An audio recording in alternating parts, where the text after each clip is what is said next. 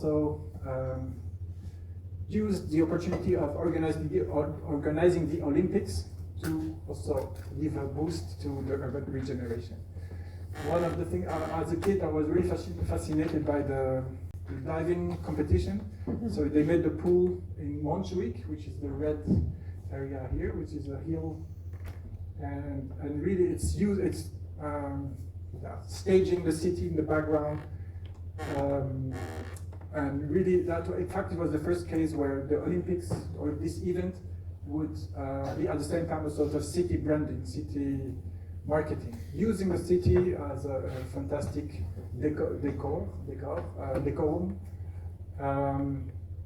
There was also a song with Freddie Mercury called Barcelona. I don't know if you heard it. It's not his best. And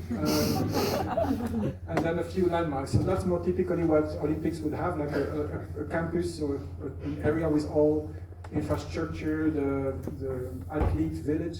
But in this case, the idea was really to distribute it so that it can have a good positive impact on the city redevelopment. So there was a plan, CAP 92. So the red areas are the ones that were selected for the Olympics. And one of the famous project was a very difficult area here, also cutting the relation to the sea because of railway tracks and abandoned factories. That was turned into the Olympic Village. The name is,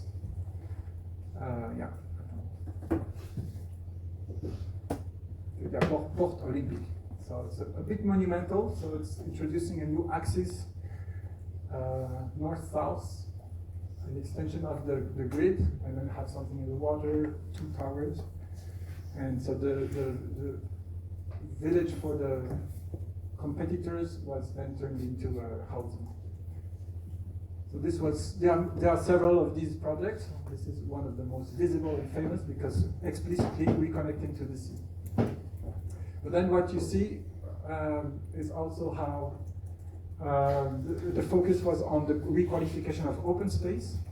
And I think this is a nice illustration of what we call urban projects, where it's not architecture, it's not urban planning. It does cover a wide area, but then goes down to a level of detail where you can see each tree. So it's more about the requalifying a system of spaces that should be interconnected as a qualitative entity. So to play across scales and emphasize certain areas as a focus for the strategic project. This is another example in Gracia, which is a village, originally a village that then was incorporated in Barcelona. Also very attentive analysis and requalification of the different squares.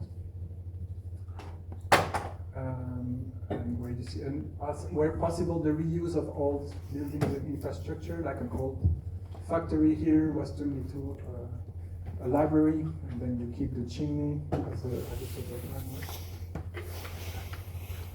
Here also, some part of the building structure are kept and are part of the land. So it was about greening, but the greening in a very sensitive way, and very trying to maintain the qualities that were there from the industrial heritage. This is another one at the station, a bit more minimalistic. These are just to show the refinement of the project. Even you see the paving has been detailed, the way it provides shadow, this fencing. And the idea of having the public space from facade to facade also comes a bit from there, which is now something in Flanders regeneration project is almost always the case. But I think it comes from Barcelona to say the public space is really from one house to the other. So there are many examples like that. So Barcelona has really become the leading example in Europe of regeneration starting from the existing. Emphasizing, enhancing the qualities that are there, and also taking advantage of events to promote the attractiveness of the city. So for instance, London 2012 also organized the Olympics, and it was very much organized around the image of the city, and more recently Paris, that you've probably seen even more, with all the competitions taking place literally in the city. So last one is Brussels. So it's a bit another scale, another approach to how to cope with kind of implosion.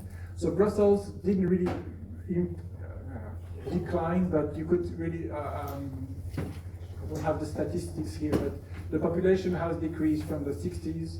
People would move out in the periphery in greener areas. So the city center was dealing with significant issues. Mainly, so this is a plan of Brussels, along the canal, which used to be the industrial part of Brussels, where now you have most socioeconomic challenges, so lower education, poorer population, denser, in fact it's very densely populated. It's also younger, so there are opportunities. The population is much younger in that part.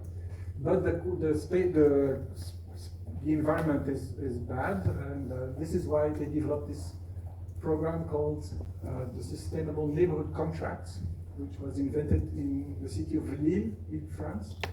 And it's intentionally very small scale, so focused on a neighborhood or even a part of a neighborhood, has a limited budget, a limited time frame of usually 2 years of study and 4 years of implementation, and a very strong focus also on the population, the inhabitants, and as active contributors to the regeneration project.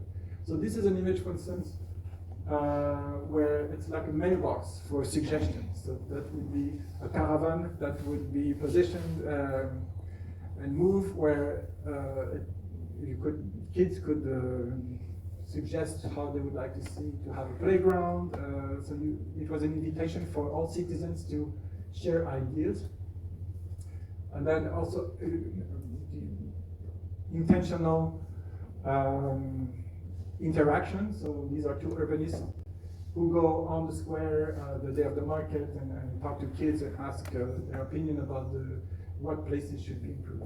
So it's really trying to involve the population from the beginning, even in the inventory of what are the challenges, and then with the limited amount of money and time, find strategic intervention that would have a maximum impact. In most cases, it's about a need for housing, social housing, but then you see the way they are positioned would also be trying to have a maximum visibility. So corners would be chosen, or the use of colorful solutions. So that's about the housing, but also equipments, collective facilities, and public space. So this is it's been 30 years since this program has run. I think it's one of the most successful in Brussels so far, because it matches well with the very strong division. In Brussels, you have a region, 19 municipalities, and then also very strong neighborhood identity. So, in fact, this planning level works quite well with Brussels. So in yellow are all the public space which have been improved, the streets and squares, a few infrastructure, so that include facilities like schools and housing, public housing. And so you see it almost matches perfectly with where you have the poorer population. So it's really trying to help improving living conditions in these areas. And there's, these are some examples of how you can evolve the population. In many cases, because if there are first generation or second generation immigrants, the language can be a barrier, because especially if you use technical terms. So that's why going there and using models, things that you can play with, is a way to facilitate the communication. And one of, I think, my favorite projects as a neighborhood contract. Yes, you have a question? Yes, I was wondering, when they want to improve the living conditions, is it to bring people in, or to let the people who are in not to get out of the city?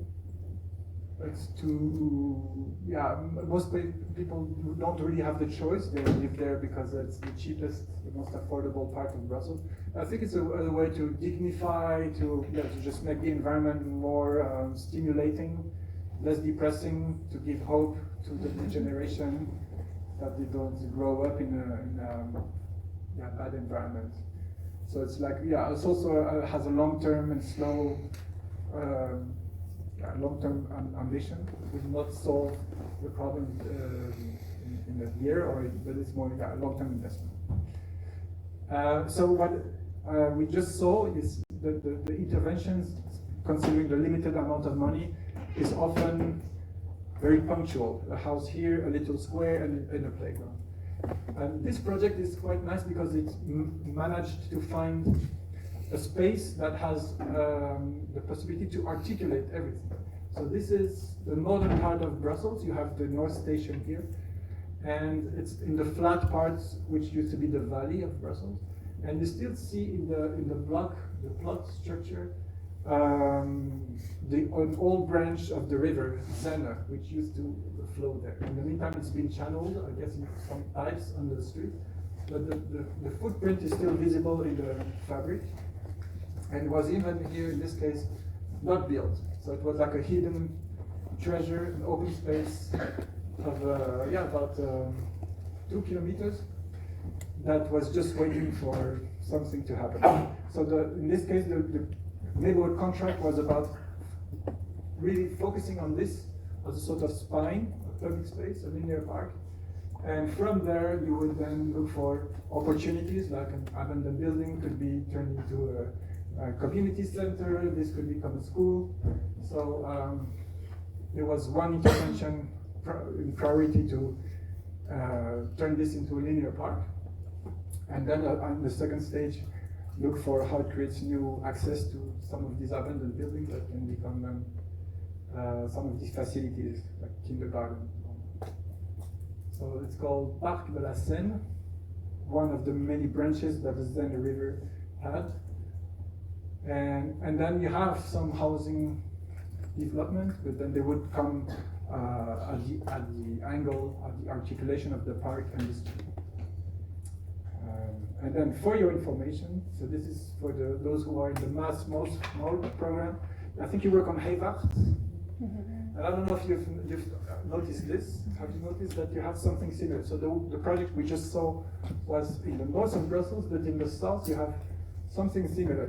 In the block structure, you will find also a trace of an old river branch. And this is a very early stage, but the idea of turning this into also a linear park, making this whole area more greener, but also potentially activate some of the abandoned buildings along it. So this is. Have you noticed this? Yes. Some of you are working on this? Yes. Too late. Oh, good. I'm looking for. I cannot attend the review, but I'm curious about the result because we work. Now, this is just side information. In the Master of Urbanism in Kent in Brussels, we work also on Hayvaart. So it would be nice to compare the results.